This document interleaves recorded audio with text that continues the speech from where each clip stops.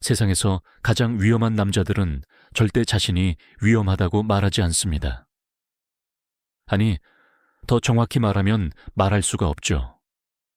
자신이 누구인지, 무슨 일을 하는지, 심지어 자신이 속한 조직이 존재한다는 사실조차 입 밖으로 꺼내는 순간 모든 게 끝나니까요. 그런데 말입니다. 미국이라는 나라가 수십 년간 공식적으로 그런 부대 없습니다 라고 딱 잘라 부인해온 존재가 있습니다. 국방부 장관도 모르고 의회 기록에도 없고 그 어떤 공식 문서에서도 찾아볼 수 없었던 유령 같은 부대. 그런데 아이러니하게도 이 존재하지 않는 부대가 지난 반세기 동안 세계사의 물줄기를 몇 번이고 뒤틀어 버렸다는 거죠. 자, 여기서 질문 하나 던져보겠습니다. 만약 누군가가 당신에게 이렇게 제안한다면요. 지금부터 당신의 이름을 지우겠습니다. 가족에게도 친구에게도 당신이 무슨 일을 하는지 절대 말할 수 없습니다. 성공해도 훈장 없고 실패하면 나라는 당신을 모른다고 할 겁니다. 그래도 하시겠습니까? 미친 소리처럼 들리시죠? 그런데 이 제안에 예라고 대답한 사람들이 실제로 있습니다. 그것도 미군 전체에서 상위 0.1%에 해당하는 이미 최정예 중에 최정예인 사람들이요. 대체 어떤 부대이길래, 어떤 임무이길래 이미 충분히 엘리트인 군인들이 자신의 존재마저 지워가며 그 문을 두드린 걸까요? 오늘 우리가 파헤쳐볼 이야기의 주인공, 바로 델타 포스입니다. 미국이 절대 인정하지 않았던 그림자 부대. 인간의 한계가 어디까지인지 시험하는 지옥 훈련을 통과한 자들만이 발을 들일 수 있었던 곳. 영화에서나 볼 법한 불가능한 임무들을 현실에서 수행해온 사람들. 이들은 어떻게 탄생했고 무엇을 했으며 그 대가로 무엇을 잃었을까요? 지금부터 그 베일을 한 꺼풀씩 벗겨보겠습니다. 1970년대 후반, 세상은 지금과는 완전히 다른 종류의 공포와 마주하고 있었습니다. 비행기가 납치되고 올림픽 선수단이 인질로 잡히고 대사관이 점령당하는 일들이 뉴스를 장식했죠. 1972년 뮌헨 올림픽에서 벌어진 참극은 전 세계를 경악하게 만들었습니다. 이스라엘 선수단이 테러리스트에게 붙잡혀 목숨을 잃는 장면이 전 세계에 생중계되었으니까요. 독일은 이 충격으로 GSG-9이라는 대테러 부대를 급히 창설했습니다. 그런데 당시 세계 최강이라 자부하던 미국은 어땠을까요? 충격적이게도 아무것도 없었습니다. 물론 미군에는 그린베레도 있었고 레인저도 있었습니다. 하나같이 전설적인 특수부대들이었죠. 하지만 문제가 있었습니다. 이 부대들은 전쟁터에서 싸우도록 훈련받은 거지 건물 안에 숨어있는 테러리스트 10명 사이에서 인질 1명을 꺼내오는데 최적화된 게 아니었거든요. 대규모 전투와 인질 구출은 완전히 다른 게임입니다. 탱크 몰고 돌격하는 것과 조용히 창문으로 침투해서 3초 안에 모든 걸 끝내는 건 필요한 기술 자체가 다르니까요. 미국 고위 관계자들 사이에서 불안감이 퍼지기 시작했습니다. 만약 미국 시민이 해외에서 인질로 잡힌다면, 미국 대사관이 테러 공격을 받는다면 누가 가서 해결하죠? 당시로서는 명쾌한 답이 없었습니다. 그리고 이 불안감은 1979년 이란 주재 미국 대사관 인질 사건으로 처참한 현실이 되어버렸죠. 50여 명의 미국인이 인질로 잡혔는데 미국은 손을 쓸 수가 없었습니다. 세계 최강의 군사력이 뭐가 무서워서 움츠러들었냐고요?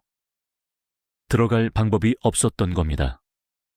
정확히 말하면 들어가서 인질을 살려서 데려올 수 있는 팀이 없었던 거죠. 바로 이 절박한 상황 속에서 한 남자가 움직이기 시작했습니다. 찰리 베귀스라는 이름의 육군 대령이었죠. 이 사람 보통 인물이 아니었습니다. 영국의 전설적인 특수부대 SAS에서 교환 근무를 했던 경력이 있었거든요. 거기서 그는 완전히 다른 차원의 특수전을 목격했습니다. 소수정예가 불가능해 보이는 임무를 해내는 것, 그게 가능하다는 걸 두 눈으로 봤죠. 미국에 돌아온 그는 집착에 가까울 정도로 새로운 부대 창설에 매달렸습니다. 단순히 잘 싸우는 부대가 아니라 어떤 상황에서도 임무를 완수하는 존재들. 그의 표현을 빌리자면 인간 병기를 만들겠다는 거였죠. 하지만 여기서 문제가 생깁니다.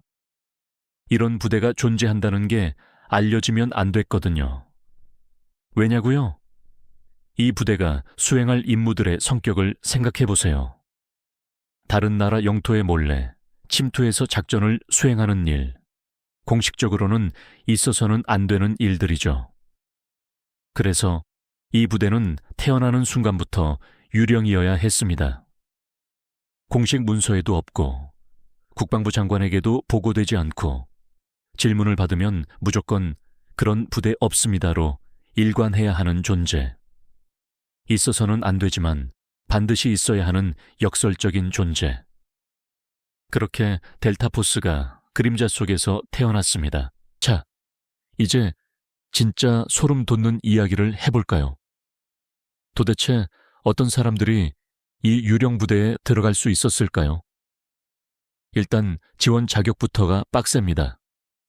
아무나 손들 수 있는 게 아닙니다. 그린베레나 레인저 같은 최정예 특수부대 출신이어야 합니다. 이미 보통 군인들 사이에서는 전설 취급받는 사람들이죠. 근데 그게 시작점입니다. 거기서부터 진짜 선발 과정이 시작되거든요. 한 달간 진행되는 이 선발 과정, 별명이 있습니다. 지옥이라고 불리죠. 과장이 아닙니다. 잠을 재우지 않습니다. 먹을 것도 거의 주지 않습니다. 물도 제한됩니다. 그 상태에서 무거운 짐을 지고 끝없이 행군합니다. 지도 하나 들고 산속에 던져놓고 목적지를 찾아오라고 합니다. 몸이 비틀거리고 눈앞이 흐려지는 상태에서요. 근데 이게 체력 테스트가 아닙니다. 진짜 무서운 건 따로 있어요. 교관들이 끊임없이 지원자들을 자극합니다. 모욕하고 비난하고 존엄성을 짓밟습니다. 죄수 취급을 하면서 분노를 유발하죠. 왜 이런 짓을 하냐고요? 반응을 보는 겁니다. 극도로 지치고 굶주리고 잠도 못 잔 상태에서 누군가가 면전에 대고 욕을 퍼부을 때 그 사람이 어떻게 반응하는지를 보는 거예요. 여기서 폭발하면 끝입니다. 분노를 참지 못하고 주먹을 휘두르거나 소리를 지르면 그 자리에서 탈락이에요. 왜 이렇게까지 하느냐? 델타포스 대원들이 실제로 투입되는 상황을 생각해 보세요. 인질범들에게 둘러싸인 건물 안에서 총알이 빗발치는 와중에 인질의 생사가 자기 손에 달린 순간에 흥분하면 어떻게 될까요? 냉정함을 잃으면 자기도 죽고 인질도 죽습니다. 그래서 어떤 상황에서도 얼음장처럼 차갑게 판단하고 행동할 수 있는 사람만 뽑는 겁니다. 체력은 기본이고 진짜 보는 건 정신입니다. 이 과정에서 대부분이 쓰러져 나갑니다. 이미 최정예인 사람들인데도요. 몸이 버티지 못해서 포기하는 사람, 정신적 압박을 견디지 못해서 무너지는 사람, 분노 조절에 실패해서 탈락하는 사람, 다 떨어져 나가고 정말 극소수만 살아남습니다. 0.1%라는 숫자가 괜히 나온 게 아니에요. 1000명 중에 1명. 그나마도 최정예 특수부대원 1000명 중에 1명입니다. 이 지옥을 통과한 사람들. 그들은 더 이상 그냥 군인이 아닙니다. 국가의 가장 어둡고 위험한 곳으로 투입될 그림자 전사가 되는 거죠. 이름도 얼굴도 존재 자체도 지워진 채로요. 자, 이렇게 탄생한 인간 병기들은 실제로 뭘 했을까요? 여기서부터는 베일에 쌓인 이야기들입니다. 왜냐하면 작전 내용 대부분이 여전히 기밀이거든요. 하지만 시간이 지나면서 일부가 알려졌고 그 일부만으로도 충분히 소름이 돋습니다. 1993년 소말리아 모가디슈. 영화 블랙호크 다운으로 유명해진 그 전투 기억하시죠?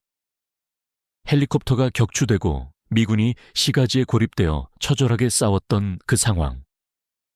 영화에서는 레인저 부대가 주로 나오지만 실제로 그 아수라장 한복판에 델타포스가 있었습니다. 그들이 뭘 했는지 전부 공개되진 않았지만 적의 핵심 인물 제거와 고립된 아군 구출에서 결정적인 역할을 했다는 건 알려져 있죠. 그리고 공개되지 않은 작전들. 전 세계 곳곳에서 벌어진 인질 구출, 테러 조직 수장 제거, 적국 핵심 시설 침투. 이런 일들이 셀 수 없이 많았다고 합니다. 우리가 뉴스에서 인질 무사 귀환 같은 한 줄 기사를 볼 때 그 뒤에서 누가 목숨을 걸고 들어갔다 나왔는지는 영원히 비밀로 남는 거죠. 이들의 작전 방식은 일반적인 군사 작전과는 완전히 달랐습니다. 대규모 병력이 들이닥치는 게 아니라 소수가 유령처럼 침투해서 정밀하게 목표만 제거하고 빠지는 거예요. 최첨단 야간 장비를 쓰고 칠흑 같은 어둠 속을 누비면서 소리 없이 다가가서 순식간에 끝내버리는 거죠. 한 명의 인질을 구하기 위해 수십 명의 무장 세력을 상대하는 상황에서도 총성이 한 발 울리기 전에 모든 게 끝나는 경우도 있었다고 합니다. 하지만 영화와 현실은 다릅니다. 영화에서는 주인공이 늘 이기잖아요. 현실은 그렇지 않았습니다. 예상치 못한 변수, 정보의 오류, 그냥 운이 나빴던 순간들, 동료가 눈앞에서 쓰러지는 걸 보면서도 임무를 계속해야 하는 상황. 완벽을 추구하는 그들에게도 실패와 희생은 피해갈 수 없었습니다. 다만 그 실패도 그 희생도 대부분은 세상에 알려지지 않았죠. 그림자 속에서 싸웠으니 그림자 속에서 쓰러졌던 겁니다. 이들이 남긴 유산은 엄청났습니다. 미 국방부가 공식적으로는 부인했지만 델타포스가 개발하고 검증한 전술들은 전 세계 특수부대의 교과서가 되었거든요. 은밀한 침투 기술, 정밀 타격 전술, 인질 구출 매뉴얼. 오늘날 각국의 대테러 부대들이 사용하는 방식들, 상당수가 델타포스에서 시작되었다고 해도 과언이 아닙니다. 그들은 특수전이라는 분야 자체에 새로운 지평을 열었던 거예요. 하지만 여기서 우리가 절대 간과해서는 안 되는 게 있습니다.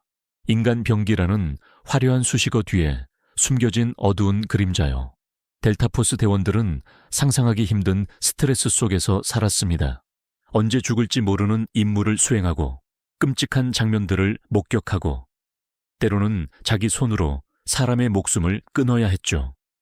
그런데 집에 돌아와서 그 이야기를 할 수가 없었습니다. 아내에게도 부모에게도 친한 친구에게도요. 오늘 뭐 했어? 그냥 일했어. 이게 전부여야 했으니까요. 성공해도 훈장 없고 칭찬 없고 알아주는 사람 없습니다. 실패하면? 나라는 그런 사람 모릅니다. 라고 할 겁니다. 이런 상황이 사람을 얼마나 고립시키는지 상상이 되시나요? 전우가 죽는 걸 봤는데 아무한테도 말 못하고 악몽을 꾸는데 왜 그런지 설명할 수 없고 점점 가족과 멀어지는데 이유를 말해줄 수가 없는 거예요. 외상 후 스트레스 장애, PTSD. 이 단어가 델타포스 출신들 사이에서 얼마나 흔한지 아시나요? 전역 후에도 전투의 기억에서 벗어나지 못하고 고통받는 사람들이 수두룩합니다. 어떤 이는 술에 의지하고 어떤 이는 가정이 무너지고 어떤 이는 더 극단적인 선택을 하기도 하죠. 인간 병기라는 이름 뒤에 있는 인간들이 치러야 했던 대가입니다. 국가는 이들을 필요로 했고 이들은 국가를 위해 모든 걸 바쳤습니다. 하지만 그 대가는요. 충분한 지원이 있었을까요? 사회적 이해가 있었을까요? 대부분의 경우 대답은 아니오입니다. 존재 자체가 비밀인 사람들을 어떻게 공식적으로 도와주겠어요? 이 모순 속에서 많은 전사들이 조용히 무너져 갔습니다. 여기서 우리는 불편한 질문과 마주하게 됩니다. 국가는 어떤 존재를 만들어내고 그들에게 어떤 대가를 치르게 하는 걸까요? 효율적인 인간 병기를 만드는 것은 윤리적으로 정당화될 수 있을까요? 국가 안보라는 대의를 위해 인간의 존엄성까지 희생시키는 게 과연 옳은 걸까요? 델타포스 대원들은 전장에서 불굴의 의지를 보여주었습니다. 동료가 쓰러져도 임무를 완수했고 불가능해 보이는 상황에서도 길을 찾아냈죠. 어떤 의미에서 그들은 분명 영웅이었습니다. 하지만 동시에 그들은 시스템이 만들어낸 비극의 주인공이기도 했습니다. 영웅과 희생양 사이 어딘가에 서 있는 존재들, 이 질문에 대한 답은 쉽게 내릴 수 없습니다. 어쩌면 답이 없는 질문일 수도 있죠. 하지만 적어도 우리는 이 질문을 던져야 합니다.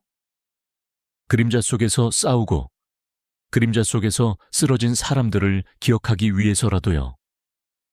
오늘날에도 델타포스와 같은 그림자 부대들은 어딘가에서 활동하고 있습니다. 우리가 평화롭게 일상을 보내는 이 순간에도 누군가는 어둠 속에서 목숨을 걸고 있겠죠. 그들의 이름은 영원히 알려지지 않을 것이고 그들이 무슨 일을 했는지도 대부분 비밀로 남을 겁니다. 하지만 그들이 들이우는 그림자는 분명 세상 어딘가에 존재합니다. 보이지 않는다라고 해서 뭐 없는 게 아니니까요. 당신은 오늘 이 그림자 속에서 무엇을 보셨습니까? 이 영상이 도움이 되셨다면 좋아요와 구독 부탁드립니다. 여러분의 응원이 제게 큰 힘이 됩니다. 감사합니다.